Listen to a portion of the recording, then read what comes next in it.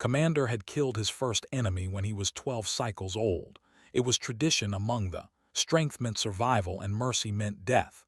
For 15,000 years, every species in the galaxy understood this truth. The warrior code was absolute. When an enemy fell, you eliminated them. When they surrendered, you eliminated them faster. It prevented future wars, they said. It kept the peace. Now, standing in the command center of his flagship, watched the human colony station spin slowly against the black station. 20,000 humans lived there. They had violated territorial agreements, pushed too far into space. The Council had ordered a punitive strike, would deliver it. All batteries charged, Commander, his weapons officer reported. The crew around him worked with practiced efficiency. This was routine. Humans were barely 2 centuries into galactic society. They had primitive ships, emotional decision-making, and soft bodies that broke easily. The battle would be over quickly. Begin the assault, ordered. The fleet opened fire. Energy beams cut through the void, slamming into the station's shields. Human defense platforms returned fire, but their weapons were weak, outdated. 3 ships took minor damage. 12 human platforms exploded into debris. But then something strange happened. The human ships didn't retreat. They dove forward, using tactics had never seen.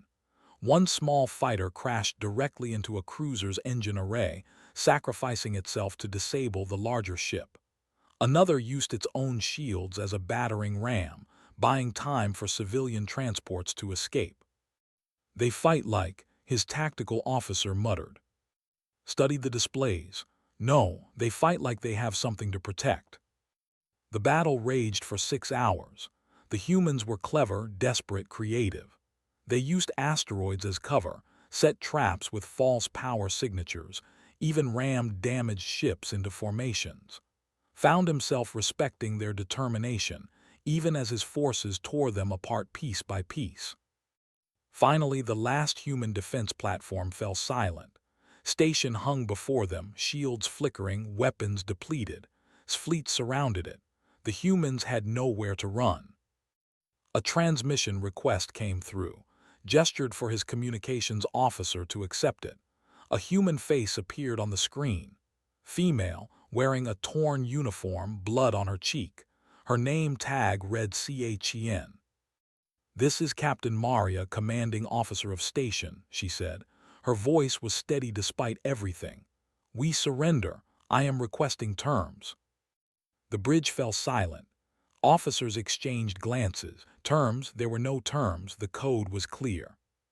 "Captain," said slowly, "you understand what surrender means." "I understand what it means to you," replied, "but I'm asking anyway. We have 800 military personnel aboard this station. We also have civilians, engineers, medical staff, children." Her voice cracked slightly on that last word. "I'm offering complete cooperation, intelligence on human defensive networks, medical supplies for your wounded, access to our technical databases, and my own life. Just let the others live." Felt something unfamiliar twist in his chest. Confusion, perhaps. The human was bargaining with things that would be his anyway once he took the station. She was offering her life as though it had special value. She was asking him to spare her people. "You do not understand the situation," said. "The warrior code has governed galactic conflict for 15,000 years. The defeated are eliminated. It prevents future wars. It ensures stability." "It ensures death," said quietly. "Commander, I know your laws, I know your traditions, but I'm asking you to consider another way. These people surrendered. They laid down their weapons. They acknowledged your victory. Doesn't that count for something?" "It counts for nothing," his weapons officer snapped. "The code exists for a reason, human. Your species is too young to understand." But raised a hand for silence. He studied the human captain's face. She wasn't begging. She wasn't crying. She looked tired, sad, but resolute. She believed in what she was saying. "What is this word you used?" asked. "Mercy. Our translators struggle with it."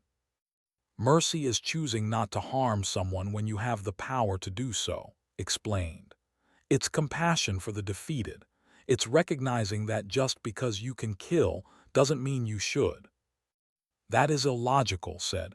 The defeated could regroup. They could attack again. Eliminating them ensures security. Does it? Asked. Or does it just ensure that every battle becomes a fight to the death? That no one ever surrenders because they know surrender means execution anyway? Commander, how many lives have been lost over 15,000 years because no one could afford to give up?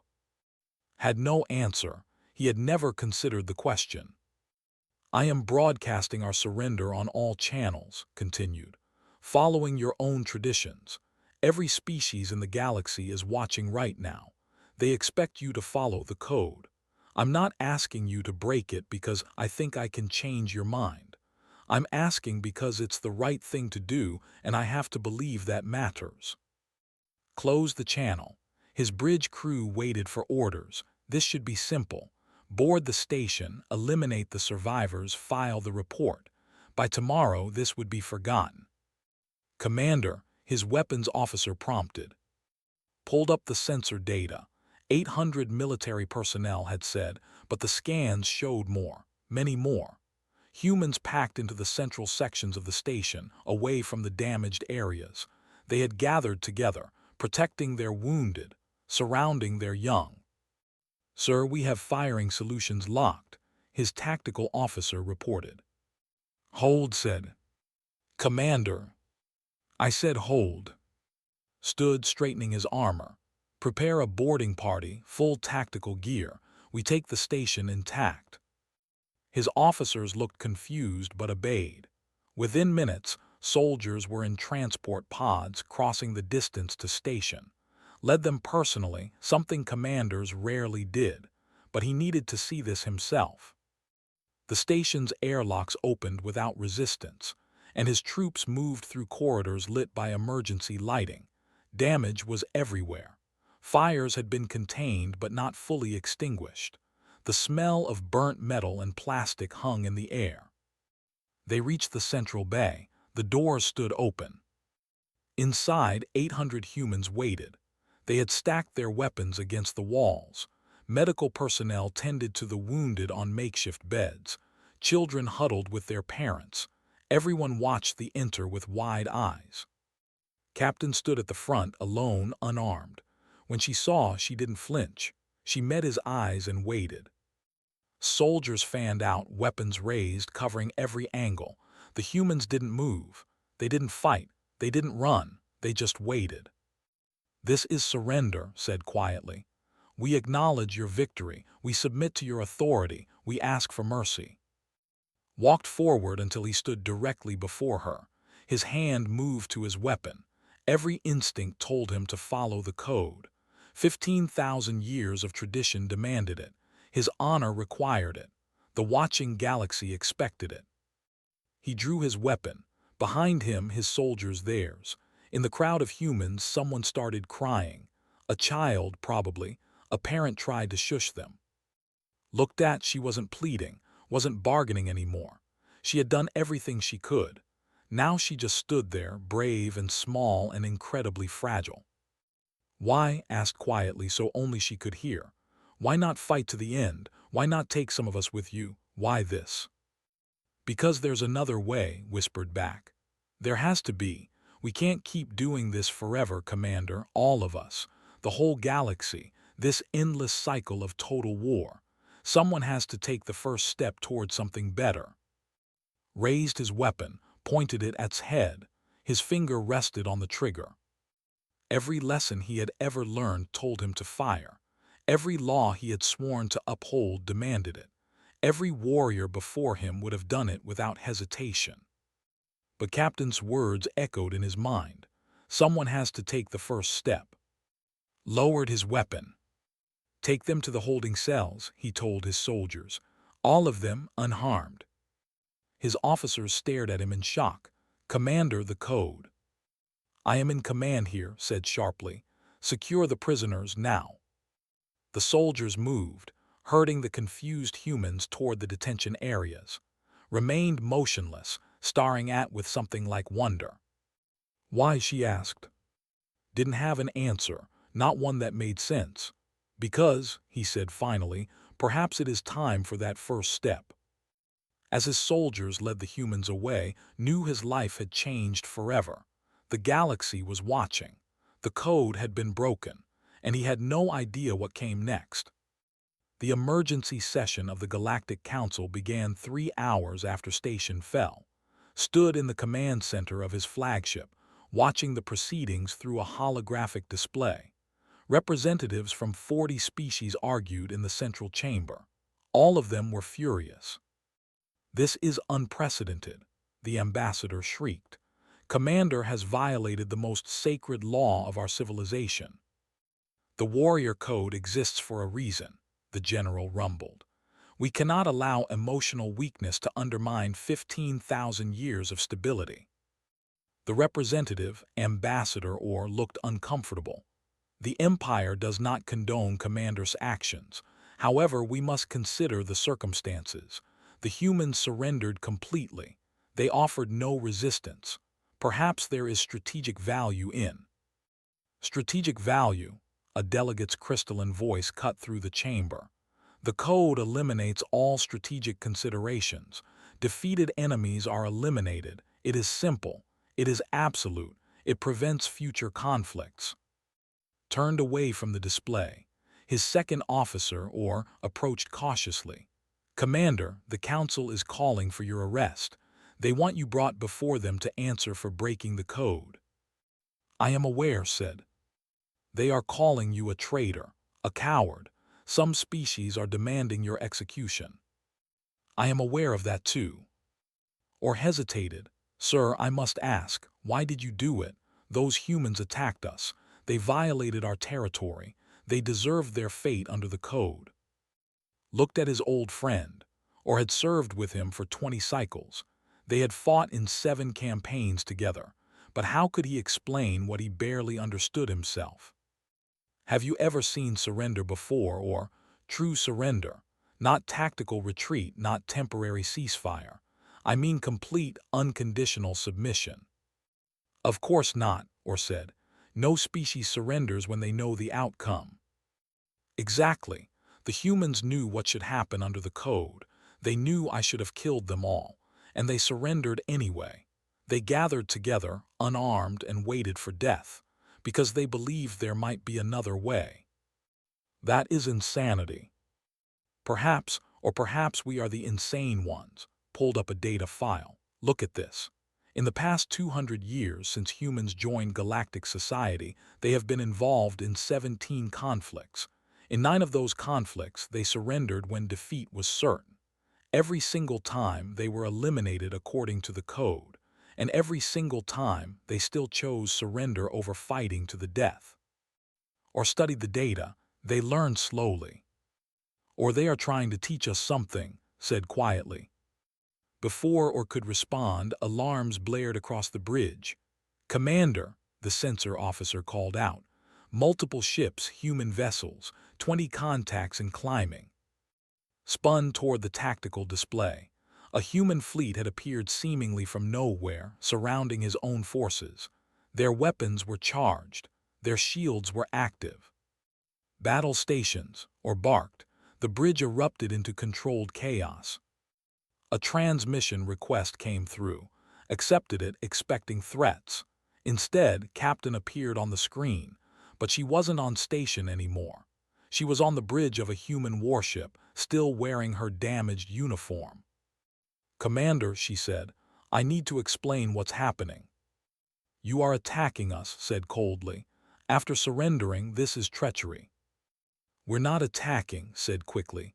"Look at your scanners. Our weapons are charged but not locked. We're not targeting you." Checked, she was right. The human ships had taken aggressive positions, but they weren't actually threatening. "Then what is this?" demanded. "Protection," said. "When word spread about what you did, about you sparing us, the human government realized you'd be in danger. The council wants your head, so we came. If they try to arrest you, if they try to punish you for showing mercy, they'll have to go through us first." Stared at her in disbelief. "You are defending me. I am your enemy." You were our enemy, corrected gently. Then you became something else, someone who chose compassion over tradition. Commander, do you know how rare that is? How precious? We won't let the galaxy destroy you for it. This is madness, or whispered beside. They should hate you. You invaded their station, killed their people. We do hate what happened, said, apparently hearing him. But we understand the difference between the warrior and the war. Commander gave us something no one else in this galaxy has given us. A chance. Hope that things can change. We're going to protect that and him, whether he wants us to or not. Another transmission cut through. The Galactic Council demanding immediate compliance. The Empire ordering to surrender himself for judgment. 3 other species threatening military action if the humans didn't withdraw. His face remained calm. We're not going anywhere, Commander. You took a stand. Now we're taking one too. Over the next 2 weeks, something unprecedented occurred. The standoff at Station became the most watched event in galactic history. Every species had observers monitoring the situation. Some sent additional warships. Others sent diplomats. Everyone had an opinion. But more reports started filtering in from other conflict zones. A frigate, crippled in battle with a human patrol, was preparing to self-destruct according to protocol. But the human ships broke formation and approached not with weapons, but with medical craft. They rescued the crew, treated their wounded, and returned them to their own lines with full honors. The commander, when interviewed, seemed shaken. They saved us, he kept repeating. We were their enemies and they saved us. A week later, a commando team was captured during a raid on a human supply depot. According to the code, they should have been executed. Instead, they were held in clean detention, given food that met their nutritional requirements, and their injuries were treated. After 3 days, the humans returned them through a neutral intermediary with a simple message. We hope for peace.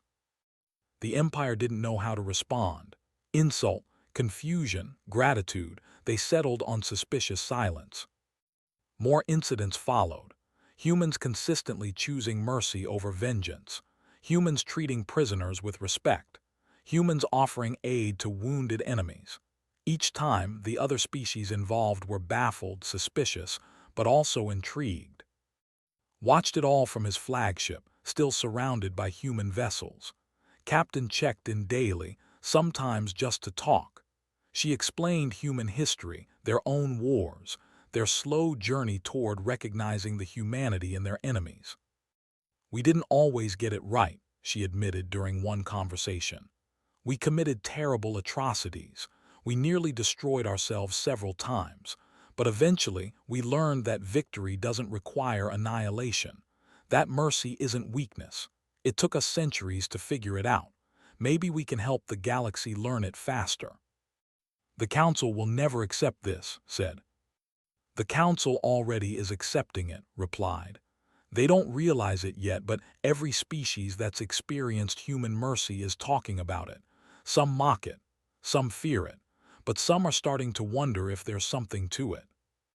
She was right. Received secret communications from junior officers in a dozen different species. Young warriors asking questions. What was it like to spare an enemy? Did it feel like weakness or strength? Could the code really be wrong? The older generation dismissed them as naive, corrupted by human sentimentality. But the questions kept coming. Ambassador or contacted privately.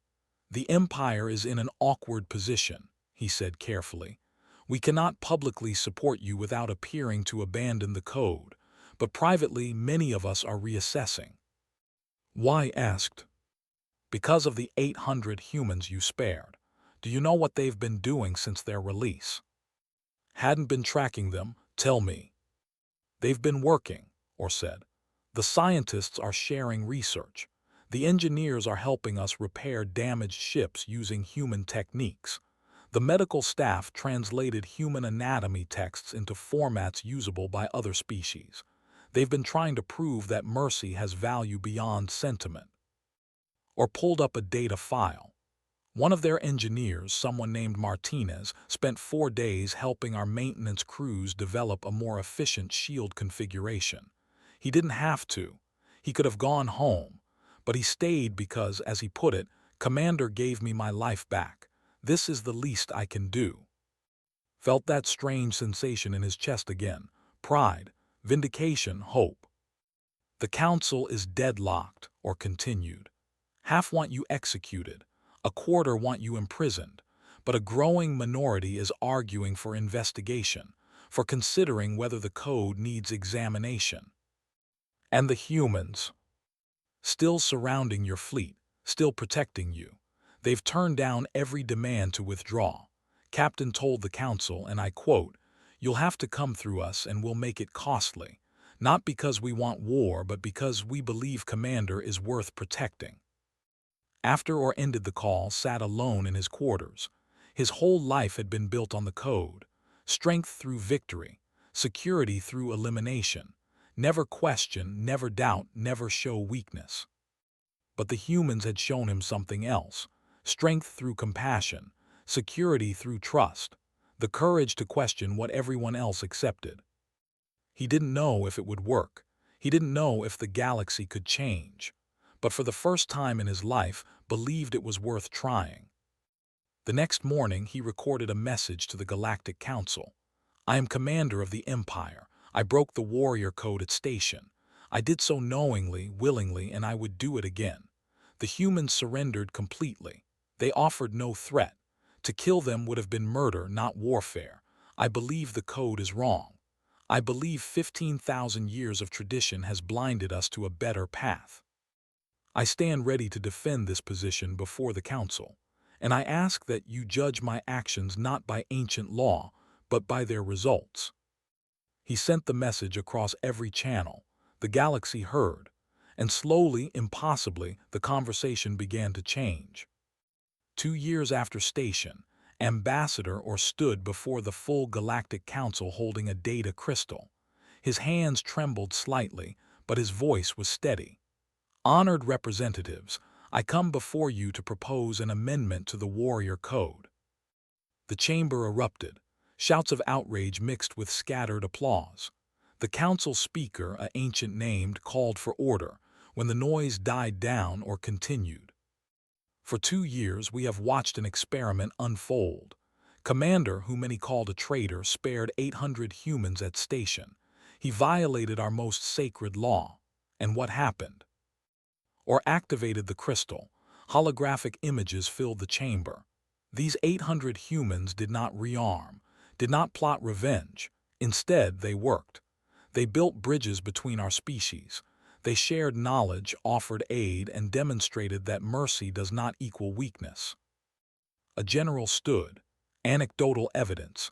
One case does not overturn 15,000 years of wisdom." "You are correct," or agreed. "So let us examine other cases." More images appeared. The frigate crew, saved by human medical ships, they returned home and began advocating for prisoner exchange programs. The commandos, treated with dignity by their captors, they before their own government about human honor. Throughout this sector, conflicts are ending faster. Casualties are declining. Why? Because combatants know that surrender is survivable.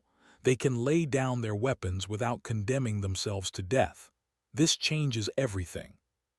The delegate's voice rang out sharp and clear. It also changes nothing. The defeated can regroup. They can attack again. The code prevents this by ensuring permanent victory.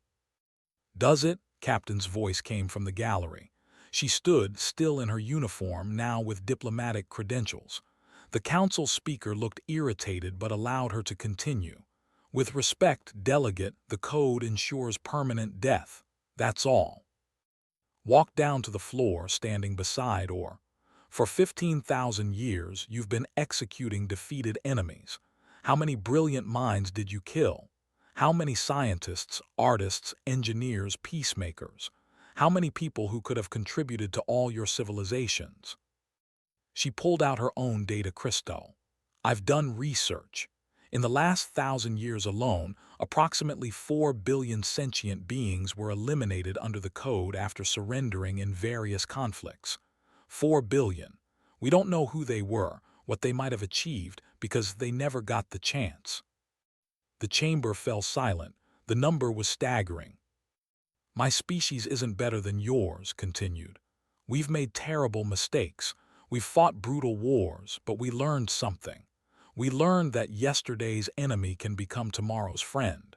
The code makes that impossible. It ensures that every conflict ends in death, not reconciliation. A young representative stood. Captain, many of my people are discussing these ideas, but we face strong opposition from traditionalists.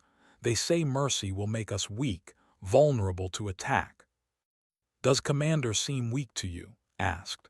He stood before this entire galaxy, admitted to breaking your most sacred law, and defended his choice. That takes more courage than simply following orders. True strength is knowing when not to kill.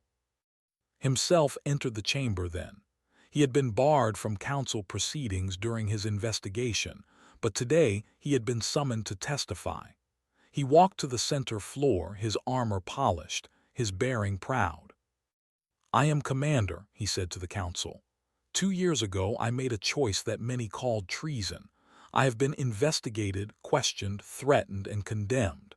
I have lost my command, my reputation, and the respect of many I served with, and I would do it all again.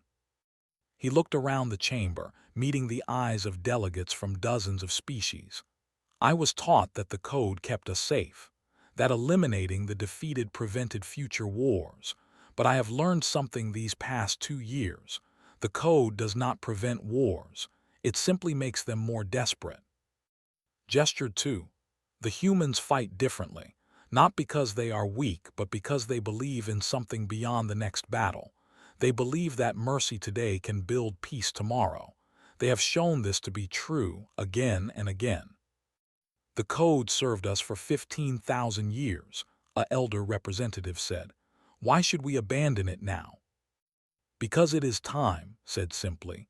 Because every civilization must grow, must question its assumptions.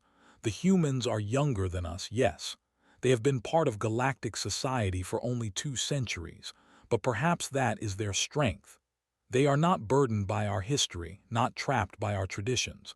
They can see clearly what we have forgotten. He pulled out a small device. I have here the testimony of 4,247 individuals from 23 species, warriors all of them, veterans of conflicts where they witnessed human mercy. Some received mercy themselves. Others saw it extended to their comrades. All of them say the same thing. They would not have survived under the old code.